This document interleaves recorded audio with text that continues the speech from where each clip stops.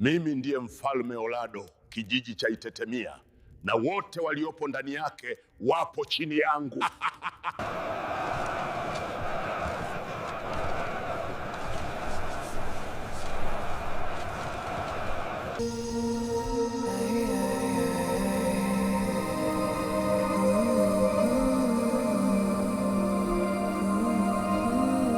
Katika kijiji cha Itetemia kulikuwa na mfalme mmoja mwenye umri mkubwa sana. Mfalme huyu alikuwa amechukua ufalme kwa njia ya jeuri, kwa kumuua kaka yake na kunyakua kiti cha ufalme. Lakini sasa umri ulikuwa umemshinda.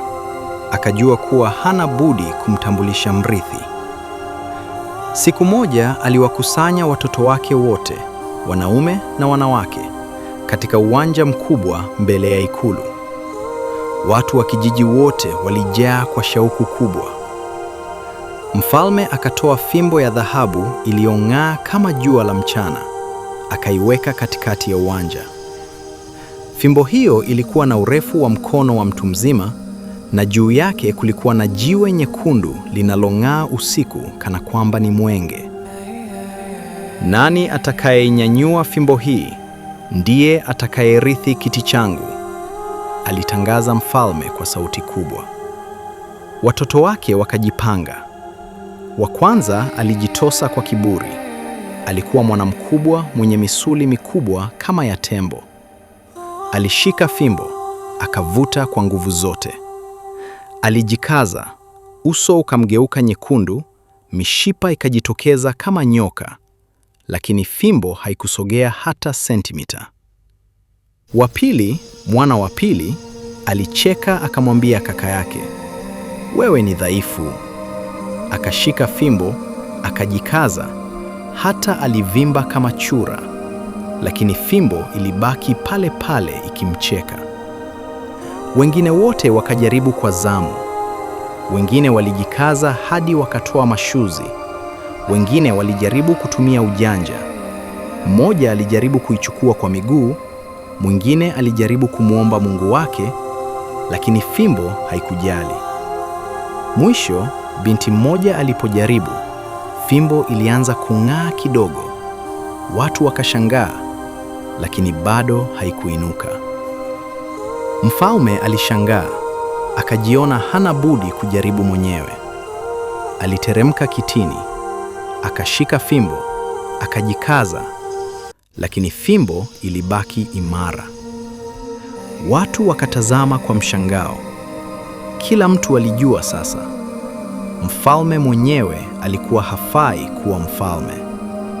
Alikuwa amechukua kiti kwa nguvu, si kwa haki ya kimungu. Sherehe iligeuka kuwa kelele za maswali. Kwani nani basi ana sifa? Walihoji wanakijiji. Mfalme aliwatazama watu wake, uso umefumba, moyo ukimchoma kwa aibu na hasira, lakini hakuwa na jibu. Katika ukoo huo palikuwa na ndugu wawili waliokuwa karibu sana kwa umri, Aden na Olado. Wote wawili walizaliwa katika familia ile ile ya kifalme, japokuwa wao hawakuwa watoto wa mfalme aliye madarakani kwa kipindi hiko. Walikuwa pamoja, walicheza pamoja, walishindana pamoja. Lakini mbingu zilikuwa na mpango maalum kwa mmoja wao. Tangu akiwa mdogo sana, Aden alionyesha dalili za ajabu ambazo hazikuwa za kawaida. Watu wa Itetemia walipoona, walijua kwamba huyu ni miongoni mwa wale wachache wanaobeba uwezo wa kimungu. Alipokuwa na miaka 5, siku moja alikuwa anacheza ukingoni mwa mto, akaanguka ndani ya maji yenye kina. Watu wakakimbia kumwokoa, lakini kabla ya kufika, Aden alitabasamu tu na kusema, "Maji, nisitue." Na maji yakaganda kama barafu, yakamtoa kwa upepo. Alipokuwa na miaka 7, aliamua kwenda porini peke yake. Alikutana na simba mkubwa mwenye meno makali. Simba alimguruma kwa hasira, lakini Aden hakukimbia. alimtazama Simba kwa macho ya utulivu, akasema, "Rafiki yangu, leo si siku ya kula nyama. Nenda zako." Simba akainamisha kichwa chake kama anavyofanya mtumishi mbele ya bwana wake, akageuka na kutoweka porini. Alipokuwa na miaka 10, watu wa kijiji walishangaa kuona miti ikijipinda yenyewe kumfungulia Aden njia anapopita. Alipokuwa na kiu, alimwamuru mti wa mwembe uiname tawi lake na ukamletea matunda yaliyojaa maji tamu. Alipokuwa anahitaji kuni kwa ajili ya mama yake, alisema tu, "Enyi miti, jigeuzeni kuwa kuni." Na matawi yalijikata wenyewe, yakajipanga kwa utaratibu mzuri. Watu wa Itetemia walianza kuzungumza kwa sauti za chini. "Huyu Aden," walisema, "ndiye mrithi wa fimbo ya dhahabu. Siku moja atainyanyua fimbo hiyo kwa urahisi, naye atakuwa mfalme wetu wa kweli." Wazee wa kijiji, Mzee Kanika, Mzee Lwendo na Mzee Oladozo walimwangalia Aden kwa macho ya matumaini. Walijua kwamba ndoto yao ya kuwa na mfalme mwenye haki ingetimia. Lakini katika familia ile ile kulikuwa na mtu mwingine aliyekuwa akitazama haya yote kwa macho tofauti. Olado, mdogo wa Aden, alikuwa akikua katika kivuli cha kaka yake. Olado alikuwa mtoto mwenye sura nzuri, alikuwa hodari katika michezo, alikuwa na akili kali. Lakini hakuwa na kitu kimoja muhimu zaidi. Hakuwa na dalili za uwezo wa kimungu. Alipokuwa mdogo, Olado alijaribu kumuiga kaka yake. Alijaribu kuamuru miti, lakini miti haikusogea. Alijaribu kuzungumza na wanyama, lakini wanyama walimkimbia. Alijaribu kusimamisha mvua, lakini mvua ilimnyeshea hadi akakohoa. Watu walimwonea huruma, lakini pia walimtazama kwa macho ya kutia shaka. "Yule mkubwa ana dalili zote," walisema. Lakini mdogo, hapana, hana kitu. Maneno hayo yalimchoma Olado moyoni kama sindano yenye sumu. Usiku mmoja, Olado alimwendea mama yao, Mariamu, akiwa na machozi. "Mama," aliuliza, "kwa nini mimi sina uwezo kama Aden? Je, mimi si mtoto wako?"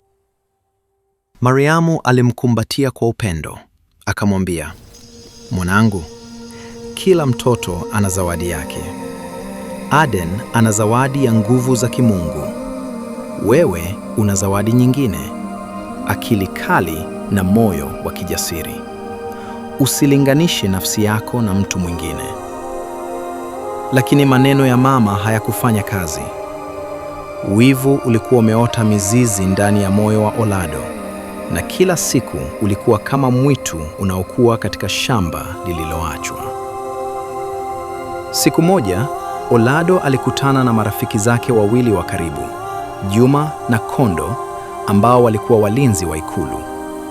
Hawa walikuwa watu wenye tamaa kubwa, wanaofanya chochote kwa pesa na ahadi za madaraka. "Ninyi mnaona anavyoongezeka umaarufu wa kaka yangu?" Olado aliwauliza kwa sauti ya chini. Juma alijibu, "Tunaona, watu wanamuita mfalme mteule. Wanazungumza kana kwamba yeye tayari ameshika fimbo ya dhahabu." Kondo akaongeza, "Hata wazee wanamwangalia kwa macho tofauti. Wanamuandaa kuwa mrithi." Olado aliwatazama marafiki zake kwa macho yenye mwanga wa hatari. "Nataka kaka yangu asiwepo," alisema kwa sauti ya baridi kali. "Nikiwa mfalme, mtakuwa wakuu wa majeshi. Nyinyi mtakuwa wanaume wa pili baada ya mimi katika ardhi hii." Juma na Kondo walitazamana. Walijua hatari ya kumuua mtu wa ukoo wa kifalme, lakini tamaa ya madaraka na utajiri ilizidi hofu yao. "Tuko pamoja nawe," walisema kwa pamoja. Usiku mmoja wenye giza nyeusi kama utumbo wa chui, Aden alikuwa ameenda msituni kwa zoezi lake la kawaida la kutafakari. Alikuwa anapenda kukaa peke yake usiku, akisikiliza sauti za viumbe wa porini, akihisi nguvu za asili zinazomzunguka. Hakujua kwamba nyayo zilikuwa zikimfuata. Olado, Juma na Kondo walikuwa wamepanga kwa makini. Walijua Aden huchukua njia ile ile kila usiku, njia nyembamba inayopita karibu na mto, kisha kuingia katika eneo lenye miti minene. Walimvizia pembeni mwa njia. Aden alipofika, walimrukia kwa ghafla. Walimpiga kwa makonde, wakampiga kwa viboko, wakampiga kwa mawe. Alipiga kelele kuomba msaada, lakini msitu ulikuwa mbali na kijiji. Hakuna aliyemsikia. Walimpiga hadi akakosa nguvu, akatetemeka kama jani la mvua, akakaa kimya. Hapumui, Juma alisema baada ya kumwangalia kwa makini. Amekwisha. Tumemaliza kazi, Kondo akaongeza. Olado alisimama juu ya mwili wa kaka yake. Uso wake haukuwa na hisia yoyote ya huruma. Alitazama mwezi kwa kiburi, akasema, sasa mimi ndiye nitakayekuwa mfalme. Wakamwacha Aden huko msituni, wakarudi Itetemia wakiamini wamemaliza tatizo lao milele. Asubuhi iliyofuata, jua lilipochomoza kwenye upeo wa macho, miale yake ya kwanza ilianguka kwenye uso wa Aden. Alishtuka kufungua macho. Alijisikia maumivu makali kila sehemu ya mwili wake. Alijaribu kusimama, akashindwa. Alijaribu kuzungumza, sauti haikutoka. Lakini alikuwa hai. Nguvu za kimungu zilizokuwa ndani yake zilikuwa zimefanya kazi usiku kucha, zikifanya uponyaji wa ajabu. Mishipa iliyokatika ilijiunga tena. Mifupa iliyovunjika iliungana kwa nguvu kuliko hapo awali. Aden alijikokota taratibu. Alivuta mwili wake uliokuwa umechakaa kwenye ardhi yenye majani na matope. Alitembea kwa magoti, akatembea kwa mikono, akitembea akiwa ameegemea miti. Siku nzima alitembea. Usiku ukamwingia, akaendelea. Alikuwa na kiu, alikuwa na njaa, alikuwa na maumivu.